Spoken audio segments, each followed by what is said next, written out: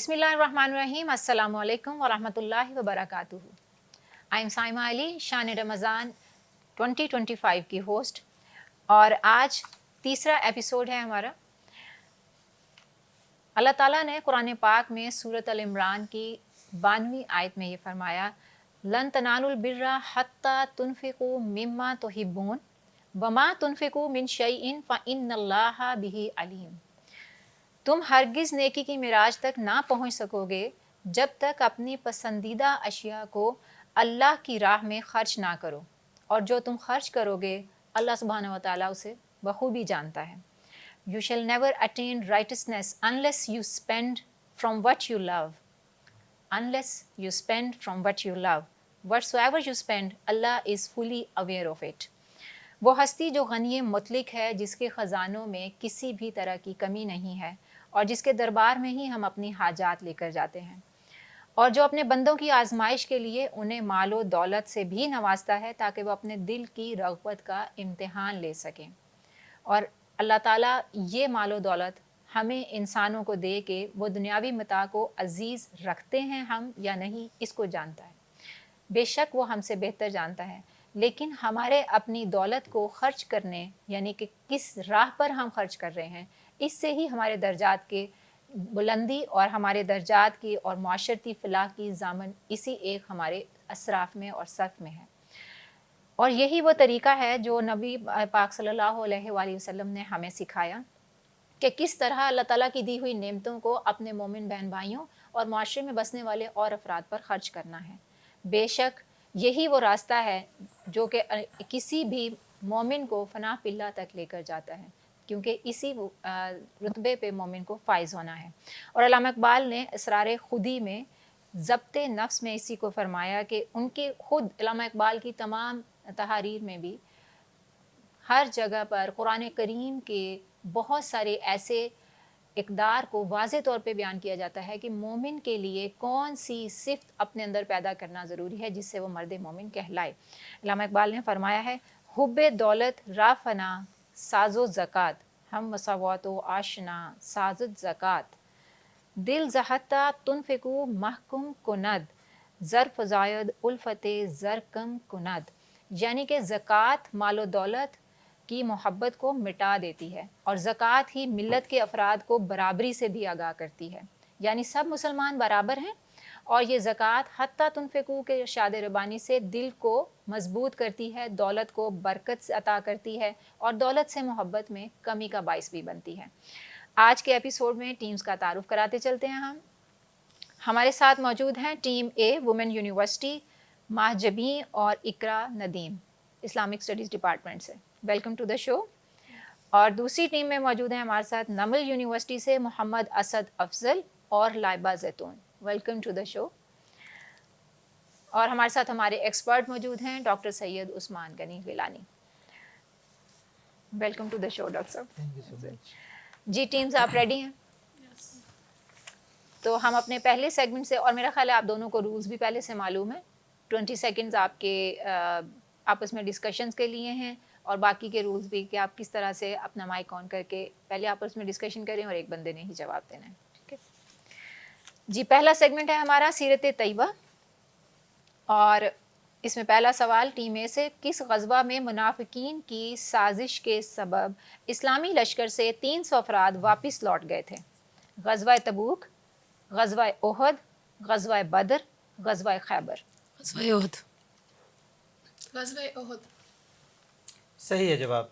अब्दुल्ला बिन उबई मुनाफिकीन का सरदार था जो हमेशा ही लड़ने से बचने के बहाने ढूंढता रहता था। तो जब उनसे मशवरा लिया गया कि ग़ज़वा ओहद में अब क्या किया जाए, तो ज़ाहिरन उनके मशवरे की जो है वो उस पर अमल नहीं किया गया, क्योंकि उन्होंने ये मशवरा दिया था कि यहाँ पर हमें मदीना के अंदर बैठ के लड़ना चाहिए। तो जब उनके मशवरे पर अमल नहीं हुआ तो उनको बहाना मिल गया, और उन्होंने जाते हुए, मदीना से बाहर जाते हुए ये बहाना किया कि हम लड़ने नहीं जाएंगे क्योंकि हमारे मशवरे पर अमल नहीं हुआ। तो ये कहकर वो फिर अपने साथियों को लेकर 300 जो मुनाफिकीन थे उनको लेकर वापस चला गया। जी, बहुत शुक्रिया डॉक्टर साहब। दूसरा सवाल आपसे टीम है, नबी करीम सल्लल्लाहु अलैहि वसल्लम ने अत-ताहिरा का लक़ब सबसे पहले किसके लिए इस्तेमाल किया? हज़रत आयशा, हज़रत फ़ातिमा, हज़रत ज़ैनब या हज़रत खदीजा? حضرت خدیجہ. صحیح جواب.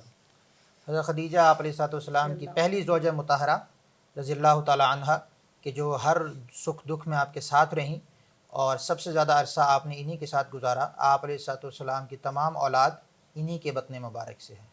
بہت شکریہ ڈاکٹر صاحب. جی ٹیم بی نمبر یونیورسٹی آپ سے سیرت طیبہ سے پہلا سوال. وہ کون سا مشہور قریشی سردار تھا جس نے صلح حدیبیہ کے بعد اسلام قبول کیا؟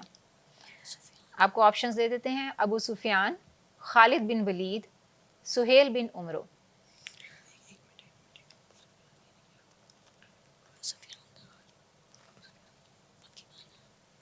ابو سفیان. غلط جواب. ابو سفیان نے فتح مکہ کے بعد اسلام قبول کیا تھا. صلح حدیبیہ کے بعد، صلح حدیبیہ ہوئی ہے 6 ہجری میں، 7 ہجری میں حضرت خالد بن ولید رضی اللہ تعالیٰ عنہ نے اسلام قبول کیا تھا، جو پہلے قریش کی طرف سے لڑے تھے. غزوہ احد میں ان کا بڑا مشہور واقعہ ہے کہ جب غزوہ احد میں ابتدائی طور پہ مسلمانوں کو فتح ہو رہی تھی تو ایک درے پر آپ علیہ السلام نے 50 صحابہ کرام کو مقرر کیا تھا کہ آپ نے یہاں سے نہیں ہلنا. اور اس وقت جب ان صحابہ کرام کو یہ لگا کہ جنگ ختم ہو گئی اور وہاں سے اتر آئے تو پھر خالد بن ولید جو اس وقت کفار کی طرف سے لڑ رہے تھے تو وہ واپس جا رہے تھے، بھاگ رہے تھے شکست کھا کر. تو انہوں نے دیکھا کہ یہ درہ خالی ہو گیا اور وہ درہ جنگی اہمیت کا بہت حامل تھا، تو وہ واپس مڑ کر آئے، اس درے پر قبضہ کیا اور پھر مسلمانوں کے اوپر حملہ کیا. تو 70 سے زائد مسلمان اس حملے کی وجہ سے شہید ہوئے. تو یہ ان کی ایک مشہور واقعات میں سے ہے. لیکن جب وہ پھر اسلام کی طرف آئے تو اسلام کی بیشتر اور بڑی بڑی فتوحات ان کے حصے میں درج ہیں تاریخ میں. تو یہ حضرت خالد بن ولید تھے جو صلح حدیبیہ کے بعد اسلام قبول کیے. بہت شکریہ ڈاکٹر صاحب. جی آپ سے نمل یونیورسٹی دوسرا سوال. نبی کریم صلی اللہ علیہ وآلہ وسلم نے سب سے پہلے کس غیر مسلم بادشاہ کو خط بھیجا تھا؟ قیصر روم، کسرا ایران یا نجاشی حبشہ؟ نجاشی حبشہ. صحیح جواب. جواب درست ہے. اب ہم دوسرے سیگمنٹ کی طرف چلتے ہیں. ٹیم اے سے پہلا سوال قرآن کریم سے. قرآن کریم میں کون سی سورت کسی جاندار کے نام پر نہیں؟ النحل، العنکبوت، الاحزاب اور البقرہ. الاحزاب. درست جواب. کیونکہ النحل شہد کی مکھی کا نام ہے، العنکبوت مکڑی کو کہتے ہیں، البقرہ گائے کو کہتے ہیں، اور الاحزاب یہ بھی ایک سورت کا نام ہے، اس کا مطلب گروہ ہے. تو یہ 4 آپشن میں سے صرف ایک ہی آپشن تھا جو کسی جاندار کے نام پہ نہیں تھا. جی وہ کتنی صورتیں ہیں جن کی ہر آیت کے آخر میں لفظ را آتا ہے؟ 3، 5، 2، 4. 3، 5، 2، 4. 2 ہیں. کون کون سی؟ سورۃ نصر اور سورۃ کوثر. غلط جواب ہے. اثر اور سورۃ کوثر. غلط جواب ہے. ٹوٹل 4 صورتیں ہیں جن کے آخر میں را آتا ہے. ایک سورہ جیسے آپ نے بتایا سورہ عصر ہے، ایک سورہ کوثر ہے، ایک سورہ قدر ہے انا انزلناہ فی لیلۃ القدر، اور ایک سورہ قمر ہے اقتربت الساعۃ وانشق القمر. اس کے بھی ہر آیت کے آخر میں را آتا ہے. تو یہ 4 صورتیں ہیں ٹوٹل کہ جن کے آخر میں را آتا ہے. جی بہت شکریہ ڈاکٹر صاحب تصحیح کے لیے. جی نمل یونیورسٹی ریڈی ہیں آپ؟ قرآن کی کس صورت کی ہر آیت میں لفظ اللہ آتا ہے؟ سورۃ اخلاص، سورۃ المجادلہ اور سورۃ رحمان.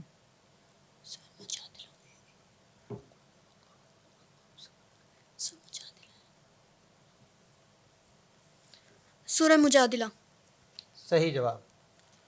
28ویں پارے کی پہلی صورت ہے سورہ مجادلہ. اس کا آغاز بھی ایک بڑے مشہور واقعے سے ہوا ہے، لیکن وہ پھر انشاءاللہ وہ واقعہ بھی اگلے کسی سوالوں میں آ جائے گا. اور اس کی ہر صورت، یہ کافی لمبی صورت ہے، پھر بھی اس کی خاصیت یہ ہے کہ اس کی ہر آیت میں لفظ اللہ آتا ہے. قرآن کریم میں واحد مقام جہاں تمام حروف تہجی استعمال ہوئے؟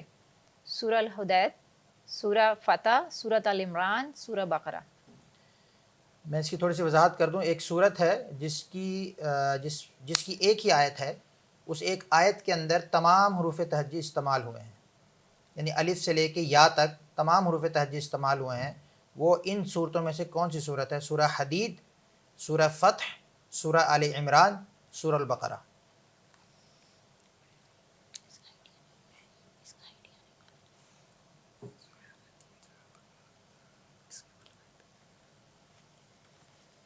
جی ٹائم اپ ہو گیا آپ کا. الحدید. غلط جواب. یہ سورہ فتح ہے. انا فتحنا لک فتحا مبینا، اس کی جو آخری آیت ہے اس کے اندر الف سے لے کے یا تک تمام حروف استعمال ہوئے ہیں.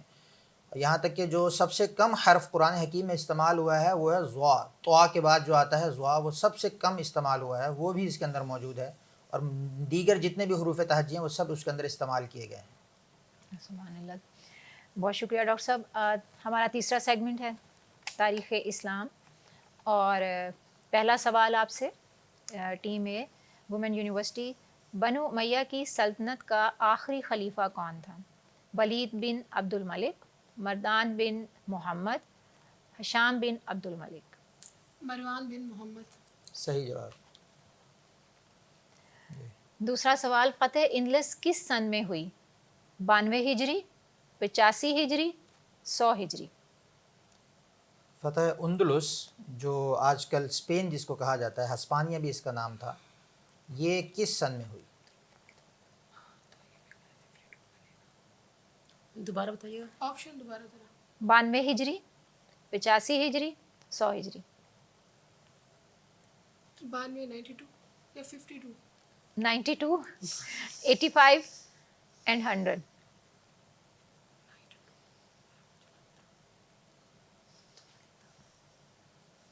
ٹائم ہو گیا. ٹائم آپ. 92. غلط جواب. 100 ہجری میں ہوئی. جی چلیں کوئی بات نہیں، ابھی اور سیگمنٹس ہیں، آپ کوشش کیجیے گا. جی نمبل یونیورسٹی، آپ سے ہمارا پہلا سوال ہے تاریخ اسلام سے. مسلمانوں کا پہلا بحری بیڑا کس خلیفہ کے دور میں بنا؟ حضرت عمر فاروق، حضرت عثمان غنی، حضرت معاویہ بن ابی سفیان اور حضرت علی.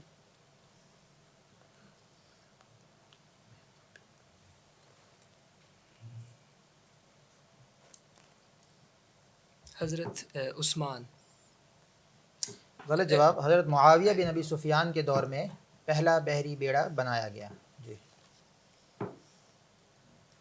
دوسرا سوال آپ سے، صلاح الدین ایوبی نے کس جنگ میں صلیبیوں کو شکست دی؟ جنگ یرموک، جنگ حطین، جنگ خیبر، جنگ قسطنطنیہ. جنگ حطین. صحیح جواب. درست جواب.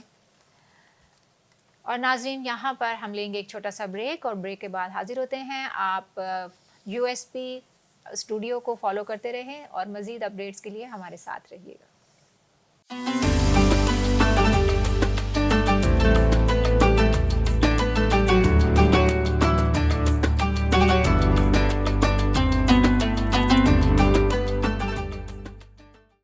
Welcome back. University of Southern Punjab Shan Ramzan quiz میں سائمہ علی آپ کو خوش آمدید کہتی ہے.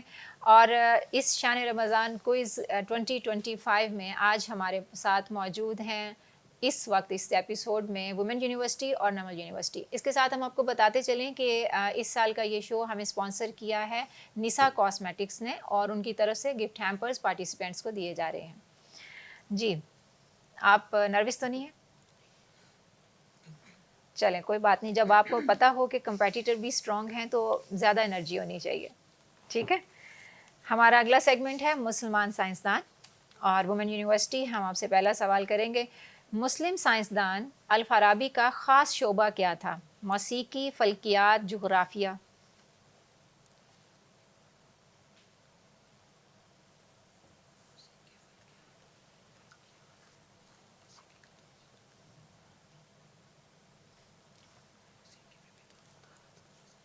میم ذرا سوال دوبارہ ریپیٹ کیجیے. مسلم سائنسدان الفارابی کا خاص شعبہ کیا تھا؟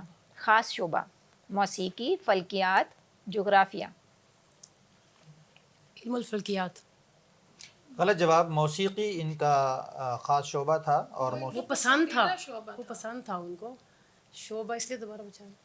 ہاں نہیں، پسند اس لیے تھا کہ ان کا تخصص اس کے اندر تھا، اور انہوں نے اس کے اوپر کتاب بھی لکھی ہے ایک، جس حوالے سے ان کو خاص کہا گیا. اور میں یہ بتاتا چلوں کہ جس دور کے سائنسدانوں کی ہم بات کر رہے ہیں، اس دور کے سائنسدان صرف ایک چیز کے ساتھ منسلک نہیں ہوتے تھے، بلکہ وہ عالم دین بھی ہوا کرتے تھے. وہ تمام علوم پر عبور رکھتے تھے، لیکن ان کی پہچان کسی ایک ایسی چیز سے ہوتی تھی جس میں ان کے علاوہ کسی اور نے اس پر کوئی کام نہ کیا ہو. جیسے علم فلکیات میں البیرونی کا بھی کام ہے، اور اس طرح کیمیا میں رازی کا بھی کام ہے، جابر بن حیان کا بھی کام ہے، لیکن مشہور جابر بن حیان ہوا ہے اس کے ساتھ. تو اس وجہ سے یہ تھوڑا سا اختلاف جو ہے نا، چونکہ جیسے جیسے پروگرام کا لیول بڑھ رہا ہے تو ہم اس طرح باریکیوں کے ساتھ سوالات لا رہے ہیں، کیونکہ ماہر تو یہ ہیں، ان کی علمی فلکیات پر بھی کتاب ہے، لیکن ان کا جو مخصوص جس سے یہ مشہور ہوئے وہ علم موسیقی پر ان کی کتاب ہے، اور موسیقی کے حوالے سے انہوں نے بہت سے اسرار و رموز اس کے اندر انہوں نے ذکر کیے ہیں. سر یہ صحیح بات ہے، آپ صحیح کہہ رہے ہیں، لیکن ان کا یہ شوق تھا اور جو شعبہ تھا نا وہ فلکیات تھا. بہرحال چلیں اس کو دیکھ لیا جائے گا بعد میں، لیکن ہم نے جہاں سے اس کا جو حوالہ جات ہے وہ بھی ہمارے پاس موجود ہیں سوالوں کے، وہ بھی انشاءاللہ آپ کے ساتھ شیئر کریں گے اور رزلٹ بناتے وقت اس کو انشاءاللہ سامنے رکھیں گے. جی بہت شکریہ ڈاکٹر صاحب. جی آپ سے دوسرا سوال ہے، کشش ثقل کا نظریہ سب سے پہلے کس مسلم سائنسدان نے پیش کیا؟ ابن سینا، جابر بن حیان یا البیرونی؟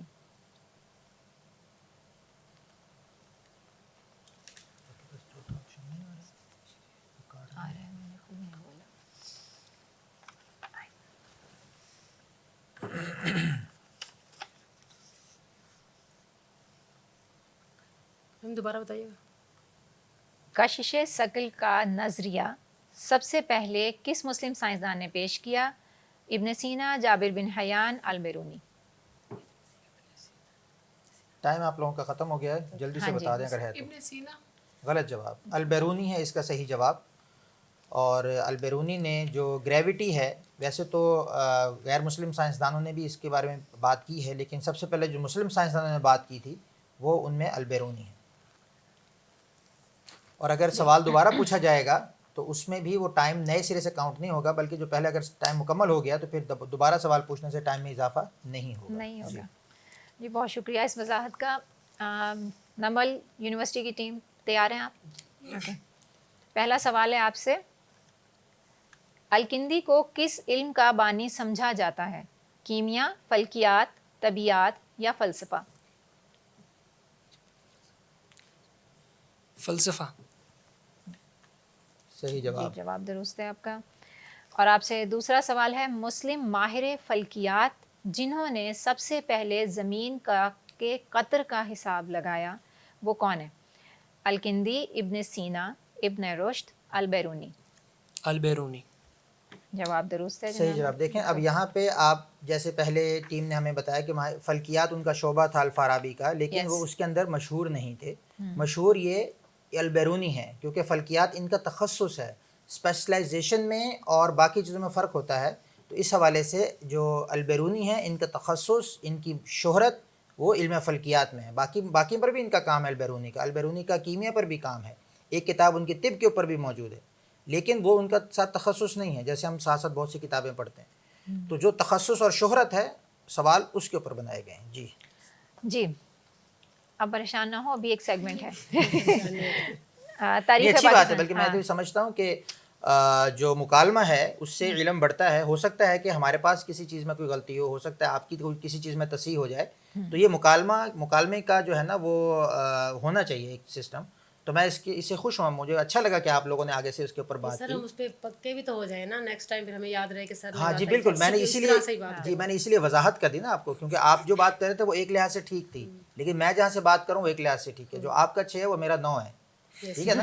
تو اس چیز میں آپ دیکھ سکتے ہیں کہ میں جس پوائنٹ آف ویو سے بات کر رہا ہوں اس میں آپ دیکھ سکتے ہیں کہ وہ کس حد ابھی تک یہ بھی ٹھیک ہے. بات سمجھ آ گئی کہ اسپیشلائزیشن پہ بات کر رہے تھے. ٹھیک ہے چلیں، تاریخ پاکستان سے ہم آپ سے پہلا سوال کریں گے. وومن یونیورسٹی، پاکستان کا پہلا شہری کہلانے کا اعزاز کس شخصیت کو حاصل ہے؟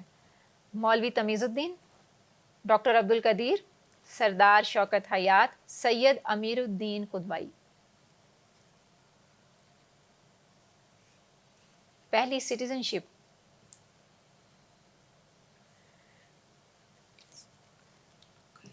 مولوی کا کیا نام تھا؟ مولوی تمیز الدین، سید امیر الدین قدوائی، ڈاکٹر عبدالقدیر، مولوی تمیز سردار. الدین تھے شاید.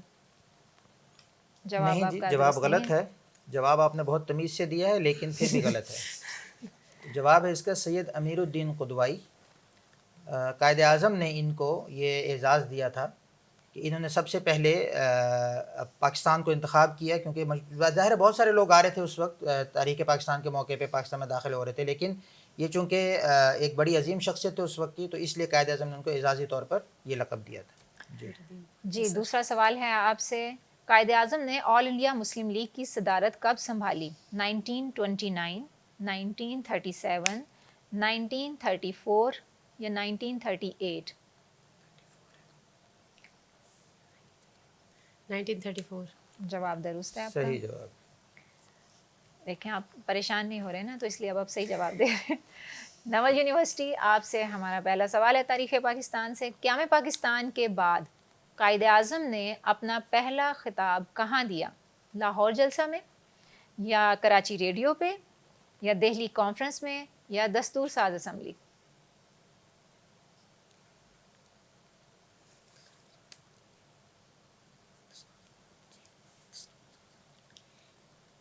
خطاب ہاں جی، پہلا خطاب. دستور ساز اسمبلی. صحیح جواب. جواب درست ہے آپ کا.